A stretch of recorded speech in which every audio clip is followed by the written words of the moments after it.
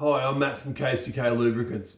Sponsorship is such a huge part of motorsport, and in a lot of ways it's essential. Probably since I was 10 years old, I would have sent out thousands of proposals, and the majority of them didn't even get a response. I've had a few success stories. I've got to talk to a lot of companies about what they look for before handing over their cash, but most importantly, I've learned a lot. Now we're on the other side of the sponsorship deal. We get a constant flow of sponsorship proposals from everyone from novice racers to professionals asking for just about everything you could imagine. So I'm hoping that I've learned a lot and I can teach you a couple of the key elements that you'll need to know to make getting sponsorship that little bit easier and hopefully be more successful in your applications.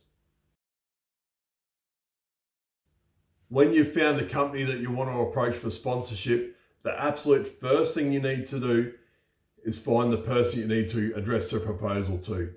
Call ahead, speak to the receptionist, and be really nice. Ask them who you should address the proposal to. Remember, you need the receptionist on your side. They're the gatekeeper. They're there to keep time wasters away. So you need them on your side. I can't stress that enough. Tell them when they should expect your proposal, and then it'll be more likely to get through the system and get to the person you've actually addressed it to instead of ending up in the trash can. The second thing you need to do in your proposal is keep it really short.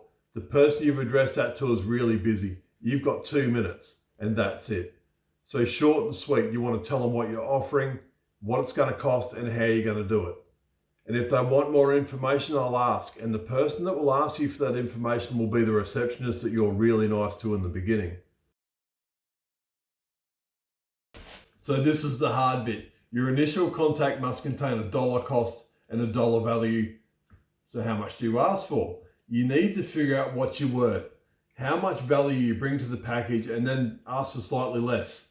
Then the sponsor can't afford not to sponsor you. Your value is basically marketing for the company. Someone will have to answer to someone else, and at the end of the day, they'll not spend money on something of a lesser value. You need to figure out how you can promote them, how you can get them new customers, and from that, figure out what you're worth. They don't care how much your tires cost. They don't care how much fuel you use. This is a business transaction. Now, the harsh reality is if you don't provide value, then go ask a friend with a business for money because it'll make them feel good. That's the only way you'll get a yes. Unless you're giving them something in return for their cash, they're not interested.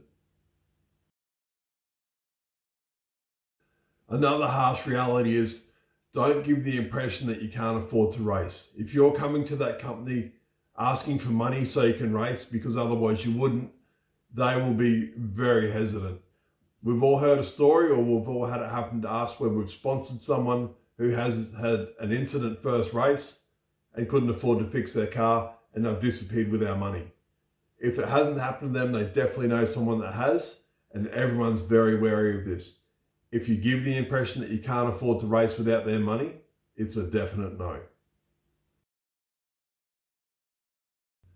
Be as professional as you can about everything you do. This company has worked for years and years to build their brand, and they will not align their name with your name unless you at least uphold their values and standards. Very important. Be as professional as you can. And yes, more than likely, the receptionist you were really nice to will check your socials. And if you've got anything embarrassing on there, they'll find it. Don't always expect an answer on your first meeting. It might take a couple of dates to get that first kiss, but build the relationship and build the trust. More than likely they've been burnt before, and the normal thing, someone has to answer to someone. So if somebody makes a bad decision, they're going to get their backside kicked for it. So they're nervous to hand over cash.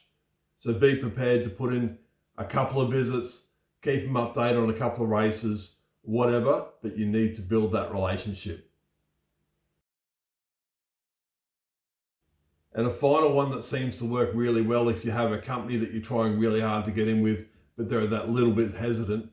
If you're confident you can provide the value, offer them a free trial. If you can prove that you can provide value to their company, they can't afford not to sponsor you. It will be a definite yes. But if you're confident in your package, offer a free trial and you're in the door. Don't be discouraged by an initial no. Often a lot of companies will use this tactic. They'll say no initially, but then say stay in touch. So do stay in touch. Keep them informed on your racing, what's going on, but build that relationship. This is a tactic that we use.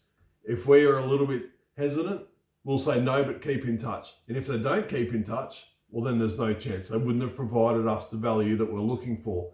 But if they're willing to keep in touch, give us email updates or whatever, we know that they're serious, and often that results in a yes.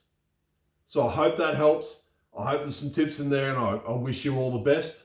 Good luck in your sponsorship endeavors.